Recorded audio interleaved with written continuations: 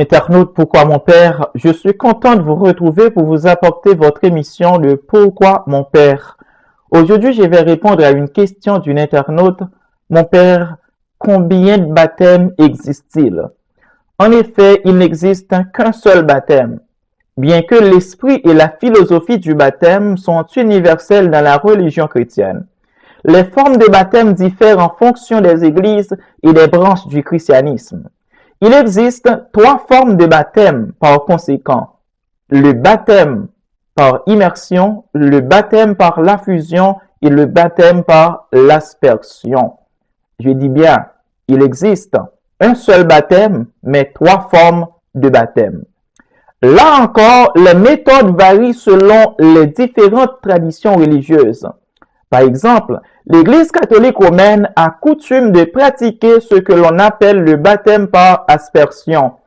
Il s'agit d'asperger la tête de l'enfant d'une petite quantité d'eau. Il s'agit en effet pour l'enfant de faire son entrée dans la religion et pour les parents de contribuer à la transmission de cette éducation religieuse. Alors que les Byzantins, eux, préfèrent pratiquer le baptême par immersion. Là encore, l'enfant est partiellement ou totalement immergé dans l'eau. Les protestants, eux, pratiquent généralement les deux formes de baptême, c'est-à-dire le baptême par immersion et le baptême par aspersion que je viens de citer plus haut. L'Église orthodoxe pratique le baptême par triple immersion. Selon elle, le rituel symbolise la participation à la mort et à la résurrection du Christ. Enfin, l'Église épiscopale pratique soit le baptême par l'effusion, soit le baptême par l'immersion.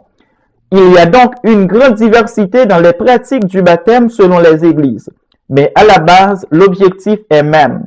Nous nous faisons baptiser pour nous laver dans le sang de l'agneau, afin que le péché n'a point de pouvoir sur nous, dans la mesure du possible, nous nous laisser conduire selon la volonté de Dieu. Au revoir et à bientôt. J'espère que cette vidéo vous a plu.